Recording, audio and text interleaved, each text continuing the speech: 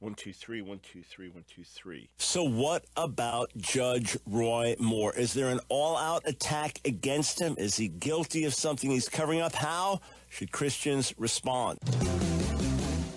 It's time for The Line of Fire with your host, activist, author, international speaker, and theologian, Dr. Michael Brown, your voice of moral, cultural, and spiritual revolution.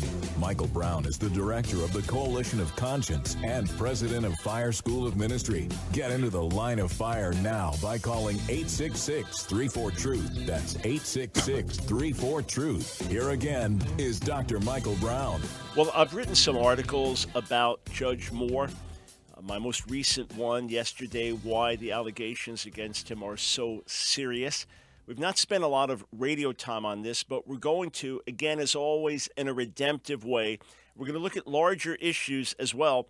What about Judge Roy Moore's vision for America based on the Bible and Constitution? Is he rightly interpreting the Constitution and rightly talking about the role of the Bible in America? Welcome to the Line of Fire broadcast. This is Michael Brown. Number to call 866-34-TRUTH, 866-348-7884. And I want to get your opinion.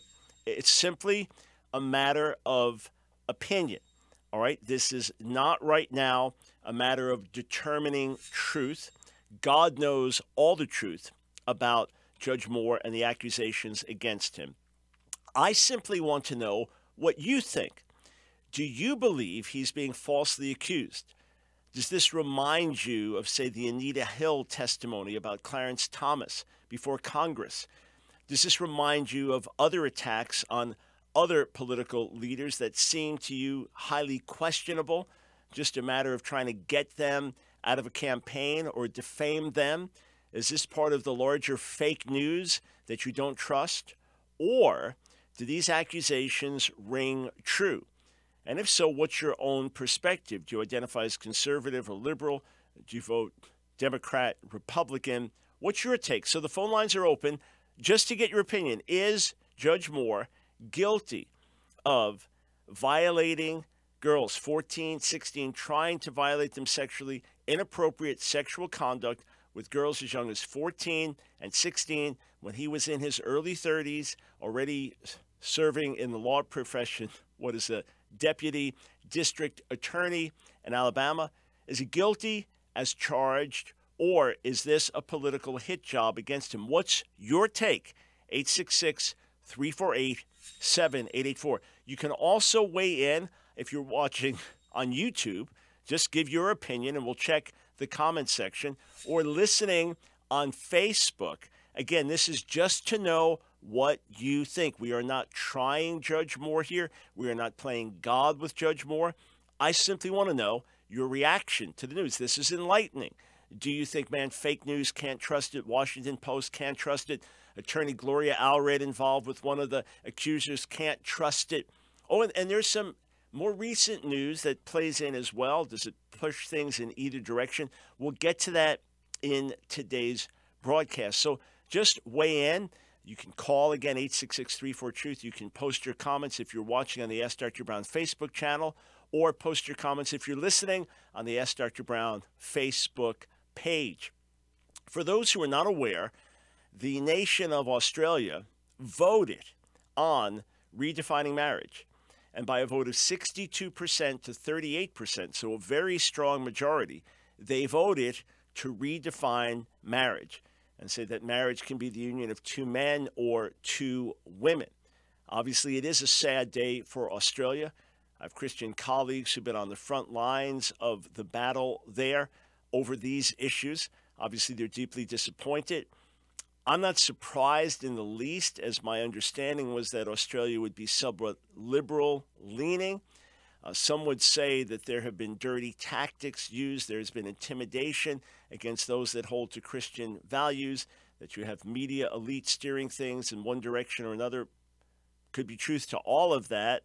The people have voted right now. That will become the law of the land. Sad, tragic, but not unexpected. The gospel goes forth either way. We'll be right back. Don't go anywhere.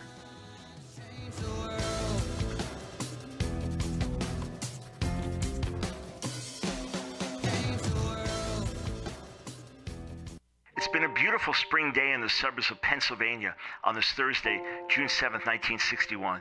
You just got home from work and your wife's almost finished preparing one of her typically delicious dinners. Tonight is TV night and everybody's ready to enjoy Ozzie and Harriet and Leave It to Beaver. Of course, a live in-person show is incredible. Who could forget your family outing 2 weeks ago when you all drove into Manhattan and saw My Fair Lady on Broadway? But TV has its own unique appeal, especially with shows like Lassie and Andy Griffith and Walt Disney's Wonderful World of Color and Father Knows Best and the Flintstones. And they're all on at night so the whole family can enjoy them together. Well, on this lovely spring night, you're a bit more tired than you realize, fighting to stay awake through the current Beaver episode, even though it's a bit more suspenseful than normal. But this night, you doze off just before the end of the program, and when you wake up a few minutes later, everything's changed. Well, the TV's still there, except it's giant now, flat, hanging on a wall, exploding with colors, and instead of the smiling Cleaver family, it's... No, this can't be real. A nude couple going on their first date? What's happening? In a panic, you look for another channel, quickly figuring out how to use the newfangled remote control you now hold in your hands, but your eyes can't believe what you're seeing. Did I wake up in hell? But something else is different when you look around the room. You're the only one there. Your 15-year-old son is out with his best friend Robbie, who used to be called Robin, back when he was a girl, along with Robbie's 17-year-old brother. They went to see a new movie in the Hostel series where people are tortured to death and mutilated for fun, but hey, at least he's out of the house. Better than playing Grand Theft Auto for 6 straight hours where your boy's raping women and killing cops on his video screen. Suddenly, you wake up with a start. This was all a dream. With relief, you look around at your wonderful family smiling at their dad who fell asleep in the middle of TV night, and you think to yourself, thank God, this was only a bad dream. There's no way America, or my family, could ever look like that.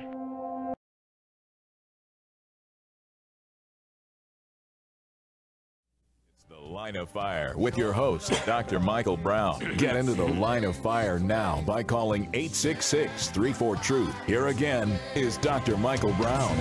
Thank you for joining us on the Line of Fire, your voice of moral sanity and spiritual clarity in the midst of a society in chaos in a church all too often in compromise. All right. So, Judge Roy Moore. I became familiar with Judge Moore back in the late 1990s.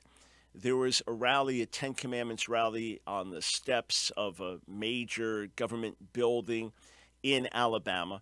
I was one of the speakers at the rally, standing with Judge Moore, standing with the public display of the Ten Commandments. And I remember during that rally, my message preached a lot to us as believers that we need to have God's word in our hearts. That as the Ten Commandments have been taken out of our hearts and out of our homes, they'll be taken out of public buildings. And the greater issue, standing with Judge Moore, the greater issue was getting God's word in our hearts and repenting of our own sin. I remember I preached that. I remember Steve Hill preached, and we did special ministry to the folks there, prayed together. I believe Alan Keyes spoke, some others, forget exactly who they were. But that's when I became familiar with Judge Moore. This became a big national story. I mean, news came in from all over to cover it. It started a friend of mine, Pat Mahoney, Reverend Pat Mahoney involved, and then the thing just exploded nationally, and it was really a news and media happening, and then we did our rally on the heels of what had been happening there. So I've watched his career with interest. Some would say he's bullheaded in a wrong way. Some would say that he does not respect the rule of law. Others would say, at last, a God-fearing man who fears God more than people and who believes that the American government cannot overrule the laws of God. So the debate over him. Then during the campaign with Luther Strange as his Republican opponent during the primaries, President Trump, apparently at the advice of his son-in-law, Jared, campaigned for Luther Strange. Strange lost decisively to Moore. There were people at Trump's rally for Luther Strange saying, hey, we love you, but we're standing with Judge Moore. Luther Strange to them was an establishment candidate, part of the swamp of D.C. That's how they viewed him. In any case, Moore won decisively and was on his way to what appeared to be a decisive victory over the Democratic challenger, which would be no surprise given the heavily Republican nature of the state of Alabama. This is to replace the Senate seat of now Attorney General Jeff Sessions. So now we have the situation where all hell is breaking loose against Judge Moore. The Republican establishment is telling him to step down. Even Senator Ted Cruz has said, look, either prove that you're not guilty or step down. These are serious charges. Mitch McConnell, obviously not a strongly conservative Republican to his critics, part of the swamp in D.C. He has already called for Moore to step down. Mitt Romney has said, I believe the charges are true. In a court of law, you're innocent until proven guilty, but not in a campaign. That then leads to all kinds of questions, such as, well, what if somebody's falsely accused? What if this is just a hit job against a good man? What if this is an all-out attack against a staunch conservative who would be a real threat to the establishment and whom many, many sectors of America would not want to see elected? Do you destroy someone with false accusations, destroy a career, tarnish a career? He's in his early 70s. And then just say, well, maybe it was false, but it's too hot now. You can't stand for it. Is that what people are going to do? That would be concerning. On the other hand, is there enough time to either prove guilt or not guilt in the time that remains? Valid questions. 866-34-TRUTH. Your take is Judge Moore guilty as charged or not? And why do you feel the way you do? Let's look at some headlines. Sean Hannity, who interviewed Judge Moore at length on his radio show, took flack for it as if he was defending Moore. Said, no, I'm just getting information out. Hannity's ultimatum for Roy Moore: explain inconsistencies or step aside. So as of last night, Sean Hannity has said, 24 hours, sir. I'm asking you either to explain inconsistencies in the interview that we had or in statements that you've made, or step down. Now, why is Hannity doing this? Well, God knows the details, but obviously, as much as he would stand with Judge Roy Moore in general, as much as Moore would be a Hannity-type candidate, if the charges, in fact, are true, they are serious enough that you do not want to be standing with someone whose hands are tarnished. And obviously, Sean Hannity was not sufficiently convinced of Moore's innocence in the interview that they did. Now, things get a little bit more complex.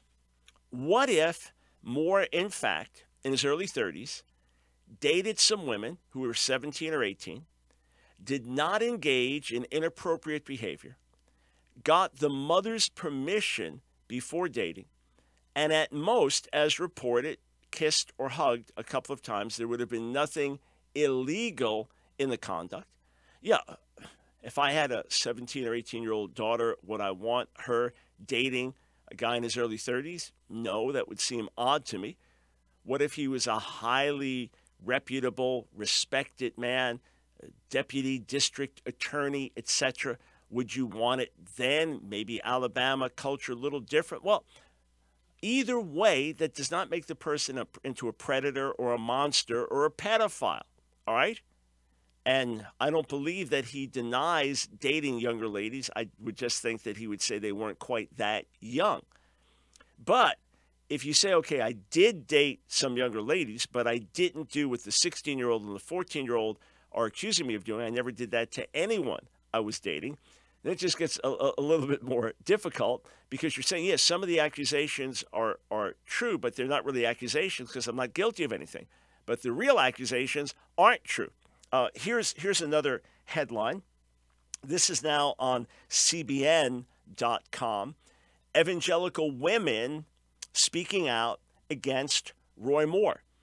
Evangelical women speaking out against Roy Moore. One of them is Nancy French, wife of the attorney, columnist, and almost presidential candidate David French, who has been a very strong critic of Roy Moore and has urged him to step down. And David French highly respect his work, highly respect his columns, respected his critiques of President Trump in the primaries. I've watched with interest as he's taken the stand, and I have honest questions, though. Again, what if the accusations are false? Do you allow a man to be destroyed? Do you allow a career to be destroyed? And on a purely political level, do you lose a key seat in the Senate? So if he loses based on false accusations and Democrats take the seat, then what happens to the Republican margin? Not that the Republicans are doing a whole lot with the mandate that they have, but that's another issue. My trust is not in the Republican Party in any case. So what about that? And then another perspective, this is on the stream, that Roy Moore should withdraw guilty or not from Alex Chediak. Now, a question. On what basis would you say withdraw guilty or not? Is that purely pragmatic? Is that purely saying the whole system is a mess right now and there cannot be a good vote? So for pragmatic purposes, so that at least there can be the possibility of writing in another candidate and getting a Republican to run against the Democrat and get potentially another conservative elected, whereas Moore would have been elected, just get out of the way for now. And if you're guilty, well, then you should have gotten out of the way. If you are not guilty, all right, so you took a hit for the sake of the party. Someone else got elected.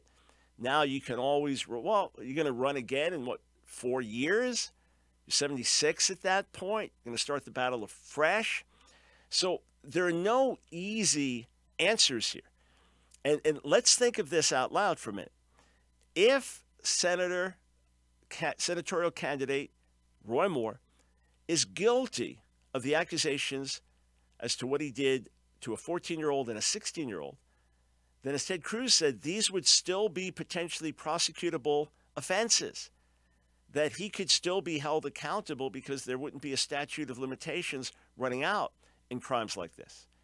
What if he did it and confessed to the people who are like, I'm sorry, forgive me, and got things right with God and man, confessed to his pastor and went on? Do you then drag them up now?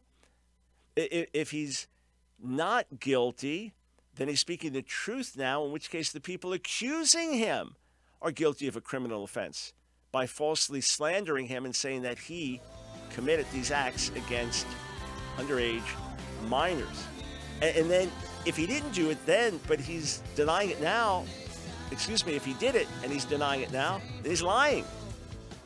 We'll be right back.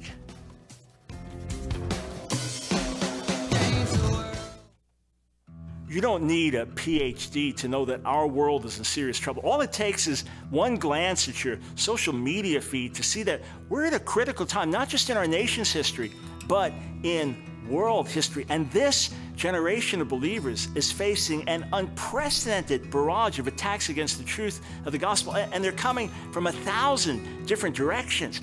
If ever there was a time for the body to speak out, to raise a righteous standard, and to be a beacon of hope in the midst of a sea of despair, now is that time. Through preaching and teaching and radio and writing and social media, God's given us a voice. I mean, by His grace, many, many lives have been impacted for the gospel around the world. So it's for that reason I want to take you behind the scenes here at Ask Dr. Brown, let you know about some of the exciting projects we're involved in, and share with you how you can help us fulfill this great mandate from the Lord in this battle for the hearts and minds of a whole generation. Over the last several months, our studio has undergone a massive overhaul. We have put thousands of dollars into revamping what is basically our command central. This studio is not just used to produce the Line of Fire radio broadcast, but we also produce in this studio hundreds of YouTube videos that you see, as well as our media for other ministry outlets like God TV and NRB TV. So this studio is really the heartbeat of everything, all the media that we produce at Ask Dr. Brown. And now we are ready to step into a whole new realm, and we can do it with your help. So I'm asking you today to partner with us. Through your generous donations, we can fulfill this mandate from the Lord in this battle for the hearts and minds of a whole generation. And you can help amplify my voice. Friends, stand with us today. Together, we're making a difference.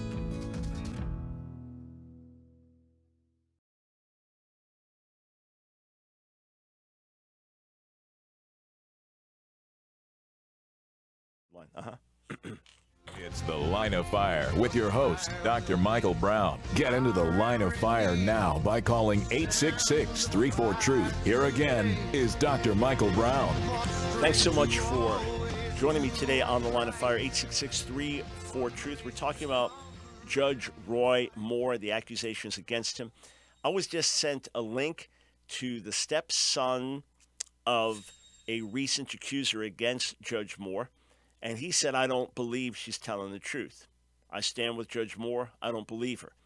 Now, it was about a 14-minute video, and the guy was speaking freely, spontaneously, slowly, without notes. I got through about half of the video before stepping into the studio.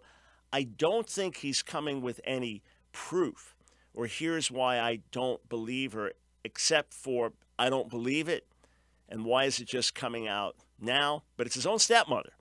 Now, who knows family dynamics and all of that, but just to report on it. And then the question about Judge Moore. Why would he say he didn't know his last accuser? And I've had folks that were in his camp say, boy, I watched that video and I believe this woman was telling the truth. The tears and everything and the way she presented things. But she showed a yearbook that he had allegedly signed. He said, I don't know her. She claimed, I signed it in a certain restaurant. I don't even know the restaurant. Now, are there restaurants I ate at 40 years ago? I'm 62. Are there restaurants I ate at 40-something years ago? Someone mentioned it to me. We met there. I wouldn't remember meeting them. I wouldn't remember the restaurant. Sure. But maybe smaller town or things like, I don't even know the place. Never went there. Either way. There are those now who say, and this came out pretty quickly, that the signature is a forgery. So here's another headline. This is getting a lot of circulation from the Gateway Pundit. It's a fake. Analyst says Judge Roy Moore's signature inside Gloria Allred accuser's yearbook was forged. And they say, look, here are differences in the signature now compared to then. Well, does the signature change that dramatically over 40 years? Mine's night and day. I can do my old one, but the way I sign now is night and day different. But others say, no, just look within the yearbook inscription itself that you've got inconsistencies. And then someone else said, why is it being signed at Christmas time? Who brings a yearbook in to have it signed at Christmas time? And then another question, if he tried to rape her, why is she asking him to sign the yearbook? Or what's the chronology? So they're just questions. To me, I had someone very close to me many years ago falsely accused. And this got out in the newspapers and everything. And then I had other friends of mine, some years after that, falsely accused in even more blatant ways. And I've been falsely accused. I mean, completely contrary to fact. And people have all this meticulous evidence, and I know it's false as surely as I know there's a nose on my face. And anyone who's ever seen me knows there is a nose on my face. So I'm often skeptical when I hear things. At the same time, you think, well, this sounds credible. This sounds believable. And what if Judge Moore, was someone whose politics I didn't like? Would I be quicker to believe the critics? Am I being fair-minded and honest? These are questions we ask. 866-34-TRUTH. Let's take some calls and find out where you stand. We'll start in Virginia. Scott, welcome to the Line of Fire. Hi, Dr. Brown. Thanks for taking my call. Quick question. Who did you vote for in the elections, if you don't mind saying? Don't mind at all. I voted for Donald Trump. Got it. And I'm a self-described conservative, a far right-wing conservative, opinionated Christian jerk. All right. Fair enough for the candid self-description. Your take on this, sir? Well, I just want to answer your question that you posed right before picking up is, would I be as fair-minded with a Democrat or a liberal? Honestly, no, I wouldn't. Mm-hmm. And that's just an admission of my personal bias, which I always try to put out there because we all are biased. Mm-hmm. As much as we try to be fair-minded, everybody has bias. Yeah, I appreciate you being honest with yourself on that. Yeah, go ahead. Yeah, and having said that, I don't buy the accusations. And my reasoning is this. Herman Cain in 2008. bunch of accusations turned out to be false, which was after he dropped out. Now, did they just hang on? I don't know that I followed the after he dropped out. I know after he dropped out, no one pursued anything further against him. Do you know firsthand that? No, I don't know firsthand that they were proven false, but they were. Okay. They were just basically dropped. We didn't hear anything. Right, got it. We didn't hear anything, so I think they accomplished the goal that they were meant to accomplish. Got it. All right. Hey, Scott. Yeah, go ahead. Go ahead. Oh, same with Donald Trump's accusers during the campaign. We don't hear anything about them anymore.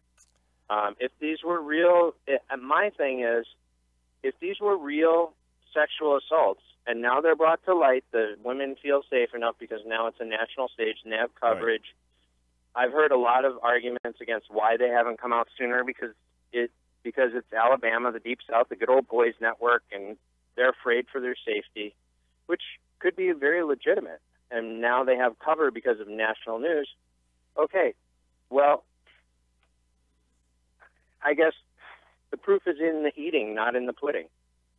And at that point, yes, Scott, we have not yet been able to sort out what's true and what's not. Hey, Scott, thanks for weighing in. And look, a glaring thing, and I'll get to every call, so stay right there.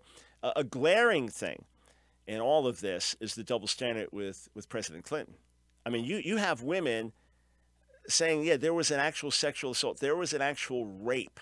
Not just he grabbed me or something like that, or he made me uncomfortable. So now you're having actual charges being brought against people like Harvey Weinstein, or they're being considered.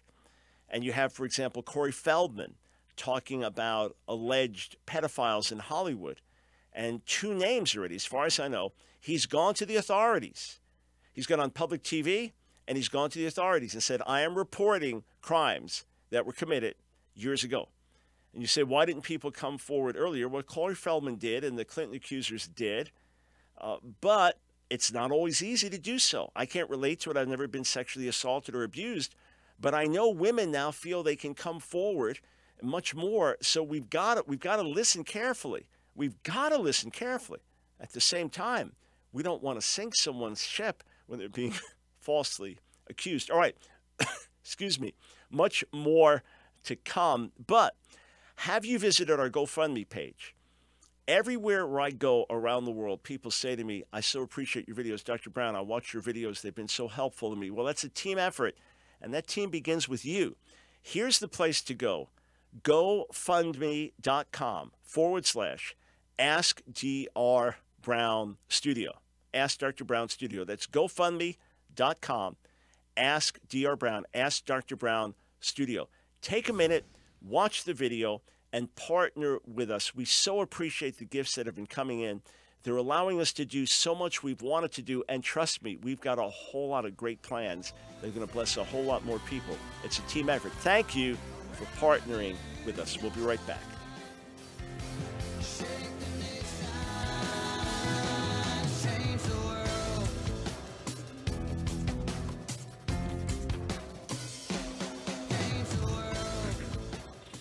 Dr. Brown, why is it so important that we maintain gender distinctions?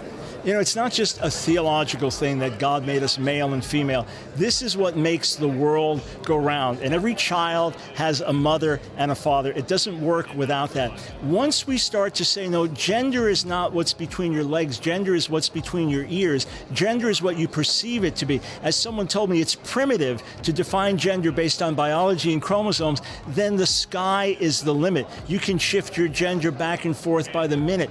In point of fact, Facebook came up with 50 different ways to describe your gender, including 10 simultaneously. But that wasn't enough, so they had to add in fill in the blank. When you start to have gender-neutral bathrooms in elementary schools and gender-neutral locker rooms in public fitness places, you start to see the social and moral insanity of it. I have compassion on people who struggle, but once gender becomes the enemy, you have societal madness. So it is incumbent on us to celebrate gender distinctions, to enjoy gender distinctions. This is what makes the the world go round. When you declare war on gender, you declare war on the foundations of the human race, and you cannot perpetuate society doing that. With your host, activist, author, international speaker, and theologian, Dr. Michael Brown. Your voice of moral, cultural, and spiritual revolution. Get into the line of fire now by calling 866-34-TRUTH. Here again is Dr. Michael Brown. Judge Roy Moore.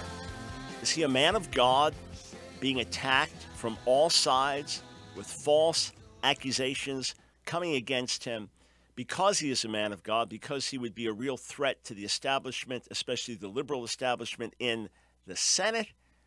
Is he a hypocrite, lying through his teeth about God and denying his sins of the past? These are not light issues. Michael Brown, welcome to the Line of Fire. Love to hear from you. What is your take? Just so I know how you're viewing things, just so I know how you're processing the news. We're not trying Judge Moore here. We're not trying his accusers here. We're simply doing our best to understand issues and respond in a Christian, godly way. What do you believe? Do you believe he's guilty or not?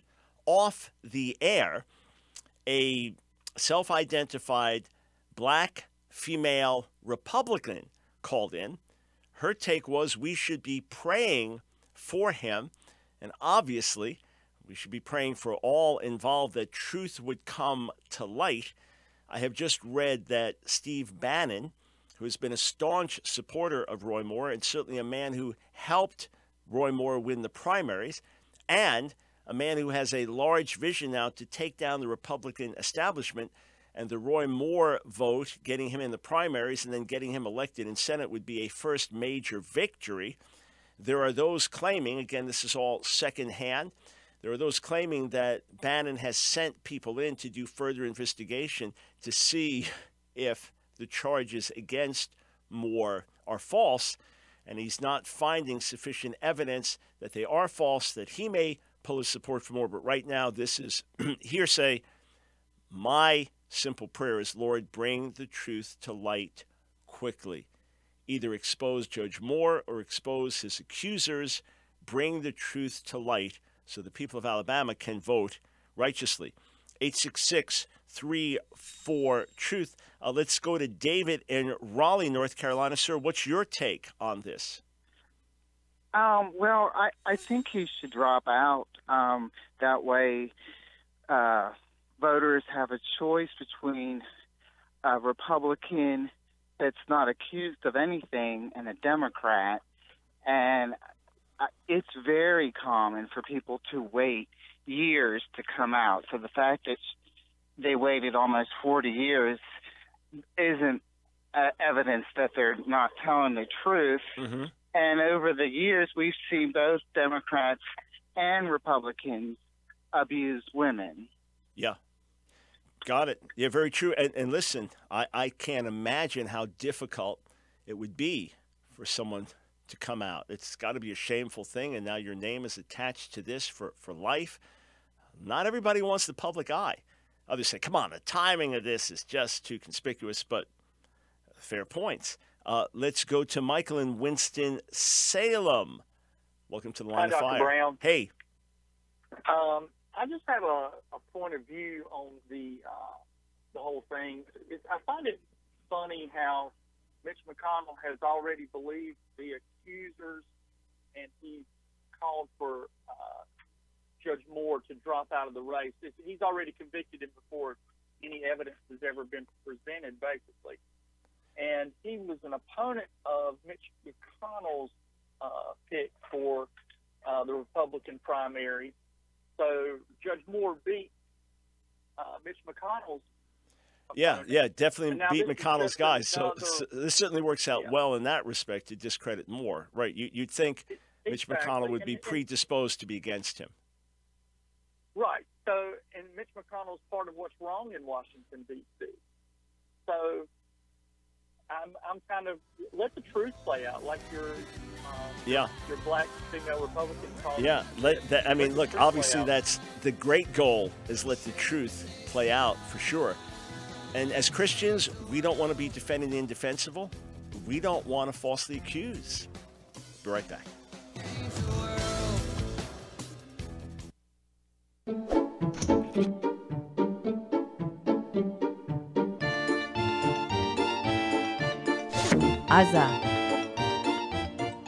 Aza, Gaza.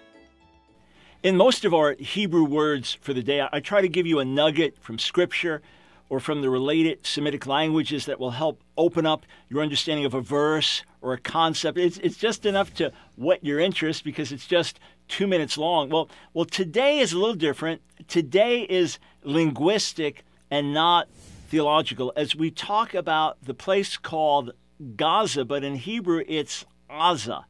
So where do we get the G from? Why do we call it Gaza today, whereas the Hebrew is Aza? Well, originally it was pronounced something like Gaza, and the closest thing we have for that is a G. So let me explain.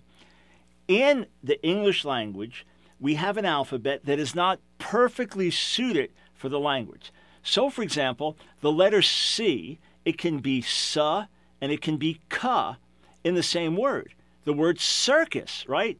A soft C, sa, and a hard C, ka. How do you know it? Because you know the language. If you're just learning it as a foreign, like, how do I know which is which? Or take garage, right? A hard G, ga, and a soft G, ja. How do you know? Because you know the language, even though it's the same letter, you know. Well, the Hebrew letter ayin originally had two different pronunciations. One, ayin, the other, ayin, with a r sound. And that is how Gaza was originally pronounced. It is written with an ayin, okay? So if you're reading Hebrew, you learn it. It's like, Aza, how does that become Gaza? Why, when they translated that into Greek or put it in Greek a couple centuries before the time of Jesus, did they use a gamma, a gus sound? Why do we say Gaza today? Because the Hebrew ayin originally had two different sounds, ayin and chayin, as it is today, by the way, in Arabic to this very day. So Aza, it was actually Gaza, which is Gaza, hence how we get the word. Just a little linguistic nugget. Moral, cultural, and spiritual revolution. Here again is Dr. Michael Brown. Welcome to The Line of Fire, your voice of moral, cultural, and spiritual revolution. Again, as believers, as followers of Jesus, we have a uniquely challenging position to hold to. We want to walk in integrity. We know it is a sin to condemn the righteous. We know it is a sin to acquit the guilty. By listening to the accusers, are we standing with the victims against a victimizer? By listening to Judge Moore, are we standing with an innocent man who's being falsely accused? And obviously, we don't know for sure. You say certain things line up, certain don't. Certain details seem to be damning, others seem to raise questions. If Judge Moore had simply said, hey, yeah, in my early 30s, I did date some gals 17, 18, but that's perfectly legal.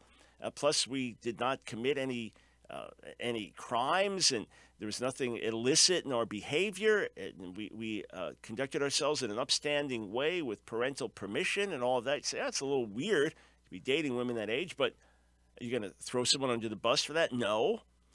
But if he was guilty of the other acts, and if he forced himself on a 14-year-old or a 16-year-old, and here he is in his early 30s. Come on, moms and dads, grandparents, think if that was your kid and this happened to them. What would you think? You say, well, anyone can be forgiven. Oh, well, that would be another thing if he had come forward. If he had met with people and said, I blew it, I sinned, forgive me. And if it was known that he had done that, and then he became an upstanding man and a great judge and a champion of righteousness in America and Christian foundations of America. If that indeed was the case, then the past is the past, even though these things are reprehensible, even though these things are ugly, even though these things are inexcusable. Okay, it was the past. He repented of, he dealt with it. And if someone said, well, we dug this up now, we heard this, he could say, it's all true. Everyone knows it's true. That happened all those years ago. I got forgiveness from God, from man, dealt with those things. They've never happened again. Nothing's ever been near that. There's not a single thing you can bring against me in terms of my character, ethics, behavior for over 40 years. Well, then the voters decide, do they want to hold this against him? But if, in fact, he did it and saying he didn't do it now, then he's lying now. That's what makes it a present tense issue. Where do I stand personally? I don't know. I have strong concerns that he could be guilty. I deeply hope he wasn't, but I don't know. 866-34-TRUTH. Let's go to Alabama. Lisa, thanks for calling the Line of Fire. Hey, how are you doing? Doing well, thank you. Yes, I live in Alabama, and, like, I don't want to, like, criticize any of them ladies or anything like that, but it's hard for us as Christians here who know Roy Moore and his integrity and what he stands for us to honestly say that we believe this. Why didn't they say this a long time ago? I mean, he's been in the public eye for a very long time, and nobody's ever said anything. And for, 5 years, 77, to whenever he got married, he just stopped being perverted all of a sudden, and for 30 years he didn't do anything. It's just hard for me to believe, and I'm not trying to, say that they're lying or anything like that, because I get convicted of my own, but it's hard for us to believe this kind of stuff against a person like Roy Moore, because Alabama knows Roy Moore is a man of God. I mean, if you say, will you go to jail for your faith, he will. Yeah. And look, I mean, he was the Chief Justice of the Supreme Court of Alabama. He's kicked off the Supreme Court and was popular enough to get back and become a Chief Justice, and then took his stand, kicked out again. Whether people agree with the stands or not, you are talking about a man of deep conviction. And his point would be, look, I've been in, not just in the public eye, but had all these public campaigns and have been vetted over and over and over and over again. Why are these things just coming up now? Some would say, well, it's because there's a climate where more women are coming forward with all the, with all of the exposing of what's been happening in Hollywood. And others would say, no, the timing makes it clear that it is a hit job. Lisa, from what you know, I have read that people interviewed, polls indicated that more people in Alabama said that they would vote for him after the accusations, as opposed to people who said they wouldn't vote for him after the accusations. In your circle, the people you interact with, social media, friends, church, are people taking this by and large as a false attack on a godly man, and they're even more determined, or is it creating more questions for them? Well, the way our pastor told us is that we're in a spiritual warfare. It's not against people, but it's against demons and principalities and things like that of that nature. And they say when a man stands for God, people don't want to hear it, and so that we just need to be praying for him. So in Mobile, Alabama, where I live, lots of big churches has put prayer chains together to pray for Roy Moore, because we know how he is and what he stands for. And, I mean, we just support him. It's just hard for us to believe the things that are being said about a person like, why not say this a long time ago, like I said. And it's not that we're calling them liars. It's just hard for us to believe this. Got it. And you're saying that as a woman also. Hey, Lisa, I appreciate that, and it's great to hear from Alabama directly. Hey, one last question. And this is hypothetical, Lisa. Let's say that these ladies were telling the truth, and Judge Moore came forward the first day and said, actually, this is a shameful part of my past. I got these things right. You can talk to my pastors from back then, or those that are alive. This was all dealt with. The families know we all dealt with this before God and man. Asked for forgiveness. I dealt with my root issues, and I have lived a flawlessly moral life in terms of sexual conduct ever since, and I have thousands of witnesses to attest to that. Would people have been willing to say, okay, we forgive if he had made that confession, or would that be too damning? No, I think in Alabama, because we hold Christian values really high, we're not like the rest of the country, that if that person did that and they come forward and they said, okay, we would apologize to the ladies, of course, because we was wrong for standing with Roy Moore, but God said if we don't forgive them, he's not going to forgive us. No matter what, I was sexually molested when I was a kid. I told my mother. But I forgave the person who did that to me. and I have, God gave me the grace to move on. And I believe that as a Christian, we have to forgive to be forgiven, and that's just the way we should live our life as a Christian. Yeah. Well, Lisa, what a powerful testimony to say that you yourself were sexually molested. Number one, that gives further context to the entire call. But then secondly, to say that you forgave the molester. Obviously, there are legal issues. There are other things that have to be taken into consideration. But in terms of your own heart, God bless you. That's an example to many. 866-34-TRUTH. Let's go to Richmond. All right. We'll try Michael in Illinois. Welcome to the Line of Fire. Hello? Hello, you're on the air. Okay, I'm on the air. My name is Michael. God bless you, Pastor Brown. I've been looking at the program. George Moore, well, I will be honest with you. The first time I heard that the accusers come out, I said, I don't believe it. I couldn't believe it. I said, I don't know George Moore, but from the little I've heard from him, he seems like an honest guy. And I thought he was being attacked for his Christian beliefs. But as the time has gone over and seeing all the Republicans turning on him, it's so difficult not to, But I stand with you. He's innocent until proven guilty. I don't think, it's going to be painful at the end of the day. His character has been assassinated. Yeah. And we now find out that nothing happened or there was a consent in it. It's going to be a painful story. Yeah. And you already, destroyed his character.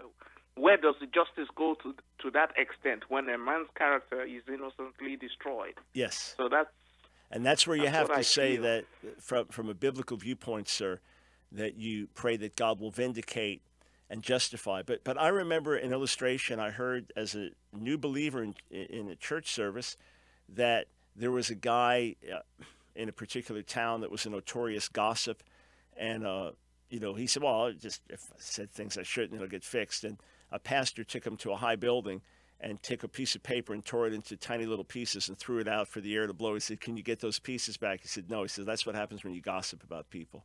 You can't retract the words without damage being done. God can vindicate, but let's continue to pray, for Justice Moore and the accusers. May truth come to light. God, bring the truth to light regarding Judge Moore and his accusers. Bring it to light speedily. That's a prayer I think we can all agree on. We'll be right back.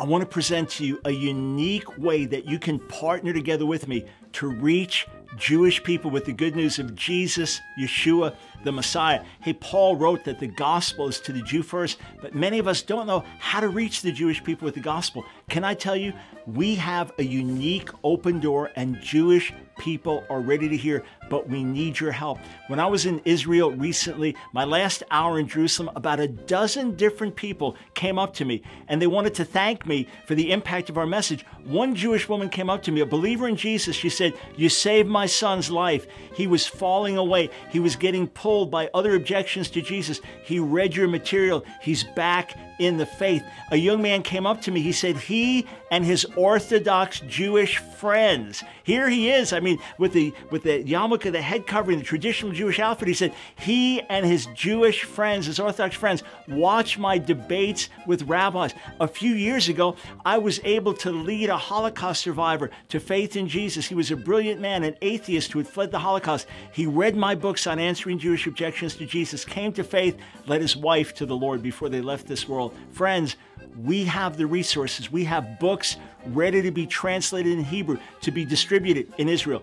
We have our Real Messiah website, unique for reaching Jewish people, Orthodox Jews with the gospel, ready to be translated in Hebrew, ready to do internet campaigns to get into every home in Israel. Every cell phone in Israel can have this message, but we need your help. Every gift to our ministry will literally help us reach another Jewish person with the good news of Jesus the Messiah. Go to askdrbrown.org. AskDrBrown.org. And when you go there, we will partner together to bring salvation to Israel and the Jewish people. Together, we're making a great difference.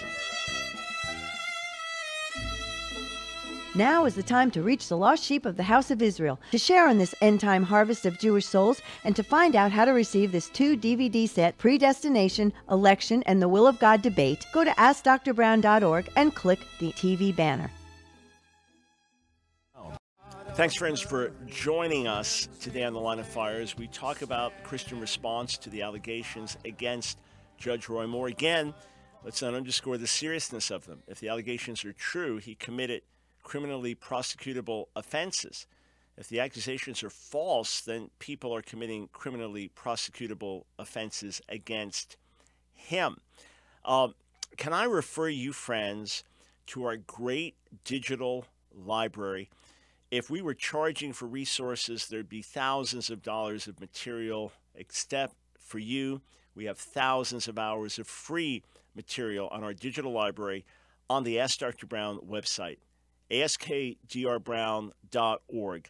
Check out articles, check out videos. You can search by article, by video, and then you can search by the information you're looking for. We have tons of it waiting for you right on our website. All right, let's change direction here for a moment.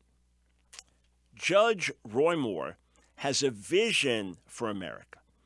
Let's ask the question, is his vision for America a good vision, a constitutionally based vision, a vision that we should applaud as followers of Jesus, or is it trying to push in some way towards a theocracy of sorts?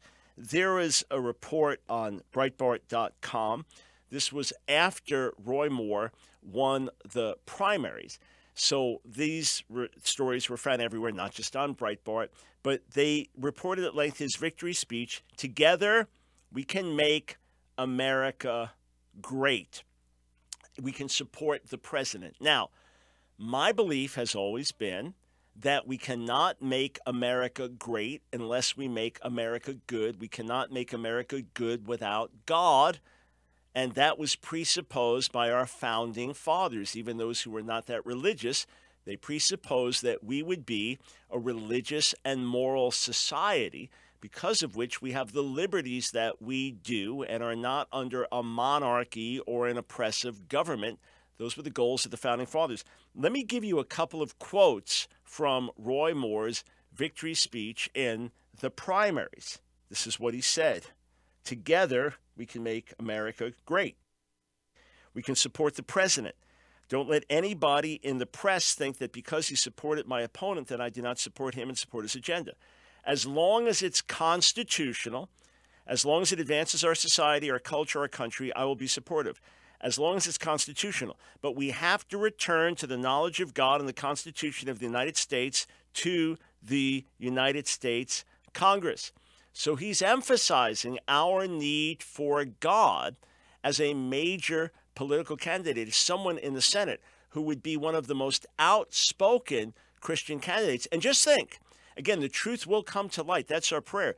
But if he's being falsely accused, can you imagine how mortifying it is to spend decades taking certain stands as a Christian and living with a strong Christian moral ethic, and then to be accused of sexually molesting underage girls? How mortifying that is. On the flip side, if these have been his dirty little secrets, is there something always in the back of his mind about these? Questions to wonder about. Let's look at some more of what Roy Moore said in his victory speech. "I believe we can make America great, but we must make America good." Sounds like he's quoting from my book, Saving a Sick America. Word for word. I mean, same thought, same concept. And you cannot make America good without acknowledging the sovereign source of that goodness, the sovereign source of our law, liberty, and government, which is Almighty God. Preach it, Judge Moore. I agree with you 100%. This has nothing to do with separation of church and state. Again, the purpose of that was to keep the state out of the church primarily, and to say there will not be one state church for everyone. But to have these liberties, this was foundational. To rely on God, this was foundational. He said, "We have become a nation that has distanced ourselves from the very foundation. Washington said that of all the dispositions and habits which lead to political prosperity, religion and morality are indispensable supports. This is what our founding fathers believed, that religion and morality were the foundation of our government. No, you will not have a state church like you did in England.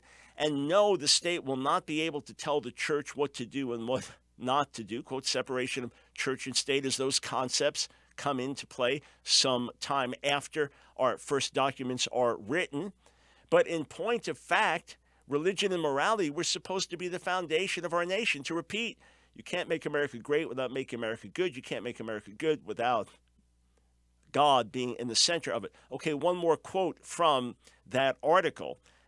Moore went on to address the divisions in the country, saying, "We are one nation under God, and we can become one nation unified."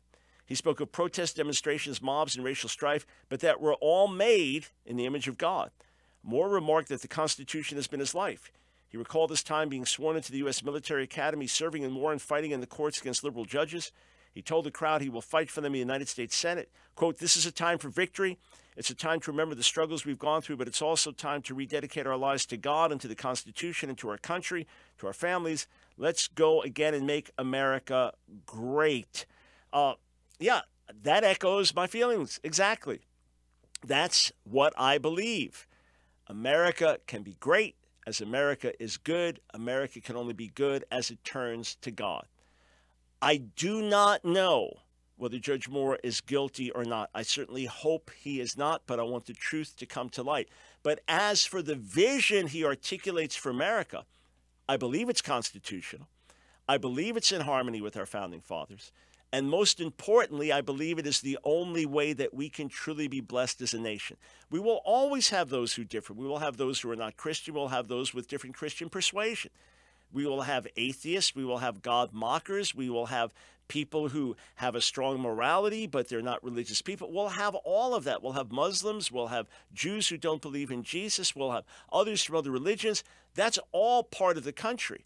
But the foundation must be built on a strong religious morality, which is going to come from a God-based, scripture-based faith, and that must be held to by tens of millions of Americans who live this out for the good of America. So I applaud Judge Roy Moore's vision for America while we await the outcome of the election and his guilt or innocence, which, of course, God already knows. All right, friends, I appreciate everyone who has weighed in, posted comments, and called in. Sorry I couldn't get to every call or address every comment, but thank you for weighing in, and join me in praying. Let's do it once more. All right, Father, we pray for Judge Roy Moore. If he's being falsely accused, may he be vindicated. If there's a large plot, conspiracy, may it be uncovered by the roots. May those who seek to do evil, may it be turned for good. May no weapon formed against Judge Moore that is not righteous, may no weapon formed against him succeed. Lord, if he is guilty, may the truth come to light. May his accusers be vindicated, and may there be redemption, repentance, and then forgiveness. We ask it in Jesus' name. Tomorrow, Thoroughly Jewish Thursday.